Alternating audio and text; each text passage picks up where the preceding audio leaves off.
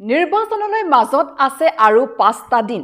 এই সময়ত এতিয়া প্ৰতিটো সমষ্টিতে নিৰ্বাচনী প্ৰচাৰ তুংগত হৈ উঠিছে। প্ৰত্যেকটো দিনেই দেখা গৈছে যে কি শাসক কি বিৰোধী প্ৰতিগৰাকী প্ৰাৰ্থীৰ হৈ নিৰ্বাচনী প্ৰচাৰ চলাবলৈ অসমলৈ আহিছে ইজনৰ পিছত সিজন ষ্টাৰ কেম্পেইনাৰ। আজিৰ দিনটোত অসমৰ এটা সমষ্টিত দেশৰ ৩খন ৰাজ্যৰ ৩গৰাকী মুখ্যমন্ত্ৰীয়ে চলাব নিৰ্বাচনী প্ৰচাৰ। যেহেতু অৰুণাচলৰ মুখ্যমন্ত্ৰী প্ৰেমা খাণ্ডুৱে ঢেকিয়াজুলিত নিৰ্বাচনী প্ৰচাৰ চলাব বিজেপিৰ প্ৰাৰ্থী অশোক সিংহলৰ হৈ।